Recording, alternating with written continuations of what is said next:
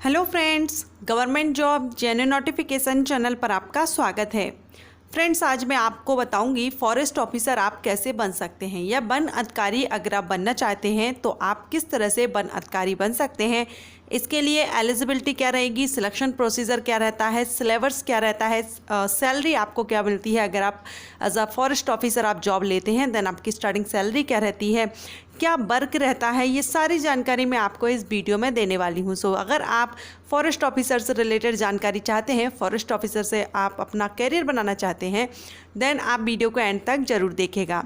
Video start करने से पहले अगर आपने अब तक चैनल को सब्सक्राइब नहीं किया है, चैनल को सब्सक्राइब कर लीजिएगा, बेल आइकन को प्रेस कर लीजिए ताकि नोटिफिकेशन आपको टाइम से मिल सकेगा।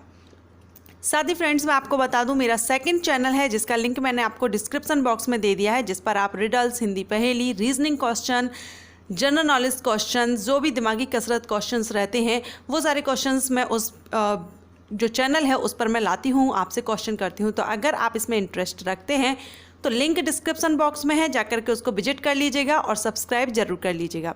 चलिए आप वीडियो स्टार्ट करते हैं। सबसे पहले यहाँ पर हम देखेंगे फॉरेस्ट ऑफिसर के बारे में हम जान लेते हैं कि वन अधिकारी होता क्या है या फॉरेस्ट ऑफिसर का वर्क क्या होता है।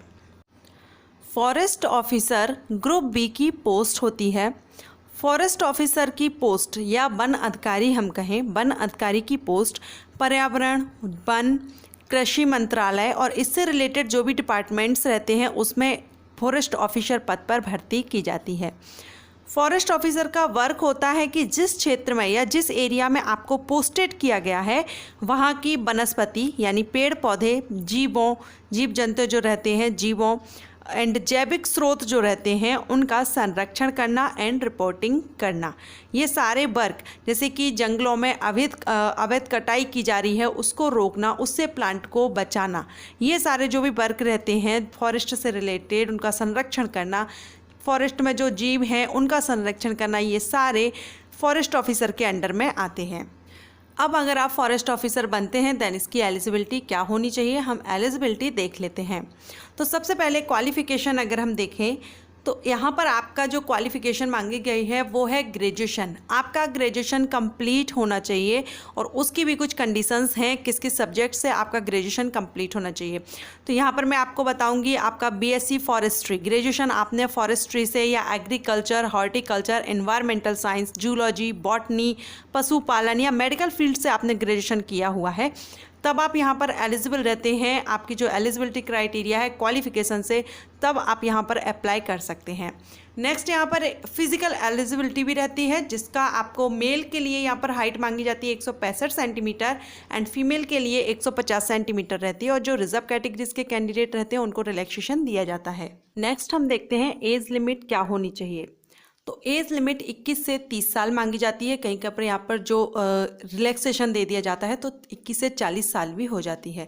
तो यहाँ पर ये एज लिमिट है, फिजिकल एलिजिबिलिटी है एंड साथ ही ग्रेजुएशन जो भी आपने सब्जेक्ट्स मैंने बताया अगर आपने उससे ग्रेजुएशन किया है तब आप यहाँ पर एलिजिबल रहते हैं। अब हम देखते हैं सिलेबस क्या क्या रहता है। तो इसका जो सिलेबस है, जो आपको एग्ज़ाम देना होता है उस टाइम पर आपको भारतीय इतिहास, भारतीय भूगोल, अर्थव्यवस्था, पर्यावरण या आपने जो भी रिलेटेड सब्जेक्ट्स रहते हैं, जैसा कि अभी मैंने आपको ग्रेजुएशन के लिए बताए, एग्रीकल्चर, रसायन विज्ञान, जीके, जूलॉजी, बॉटनी, हॉर्टिकल्चर, ये जो एनवायरमेंटल साइंस, इस तरह से क्वेश्चन आपके आते हैं आपका जो भी ग्रेजुएशन रहता है उससे रिलेटेड। एंड जो मैंने अभी आपको बताया जीके, भारतीय भूगोल, इतिहास, पर्यावरण से संबंधित क्वेश्चन आपसे किए जाते हैं। अब इसका हम देखते हैं कि सिलेक्शन प्रोसीजर क्या रहता है। आप अगर फॉरेस्ट ऑफिसर बनते हैं तो आपका सिलेक्शन प्रोसीजर किस तरह से रहता है। सबसे पहले यहाँ पर यूपीएससी संघ लोक सेवा आयोग के द्वारा IFS Indian forest service exam का आयोजन किया जाता है, जो हर साल एग्ज़ाम भर्ती की जाती है यहाँ पर यूपीएससी के द्वारा। और यहाँ पर जो सिलेक्शन प्रोसीजर रहता है वो 3 स्टेप्स में रहता है, pre exam, main exam and interview. Pre exam आपको सबसे पहले प्री एग्ज़ाम देना होता है, आप उसमें क्वालिफाई रहते हैं। सिलेबस क्या रहता है अभी मैंने आपको बताया, उस टाइप से आपका सिलेबस रहता है। देन आपका मेन एग्ज़ाम होता है। मेन एग्ज़ाम जब आप क्वालिफाई कर लेते हैं, पास कर लेते हैं, तो आपको इंटरव्यू के लिए कॉल किया जाता है। इंटरव्यू में आप पास हो जाते हैं, डॉक्यूमेंट वेरिफिकेशन, फिजिकली फिट अगर आप रहते हैं, ये सारे स्टेप्स आप क्लियर कर लेते हैं, तब आप as a forest officer job ले लेते हैं। सो ये है सिलेक्शन प्रोसीजर। अब हम देखते हैं सैलरी क्या रहती है। तो स्टार्टिंग में आपकी जो सैलरी है फॉरेस्ट ऑफिसर, फॉरेस्ट डिपार्टमेंट में, जिस तरह से मैंने आपको बताया जिस डिपार्टमेंट में आपकी पोस्ट रहती है, तो फॉरेस्ट ऑफिसर की पोस्ट काफ़ी अच्छी पोस्ट मानी गई है और यहाँ पर सैलरी आपकी स्टार्टिंग 65,000 से 70,000 के समथिंग रहती है। टोटल ओवरऑल देखें तो 65,000 से 70,000 आपकी स्टार्टिंग सैलरी रहती है। सो ये सैलरी है, आगे आपका प्रमोशन होता है उस टाइप से आपकी सैलरी भी इंक्रीज़ हो जाती है। सो फ्रेंड्स, यहाँ पर selection procedure, syllabus and salary की बात हुई है। इस वीडियो में मैंने आपको आप किस तरह से फॉरेस्ट ऑफिसर बन सकते हैं, वन अधिकारी आप कैसे बन सकते हैं, क्या इसके लिए एलिजिबिलिटी होनी चाहिए, किस किस सब्जेक्ट से आपका जो एलिजिबिलिटी मैंने आपको ग्रेजुएशन बताया, आपको सब्जेक्ट्स भी क्लियर किए कि किस किस सब्जेक्ट से आपका ग्रेजुएशन कंप्लीट है, तभी आप इसमें अप्लाई कर सकते हैं।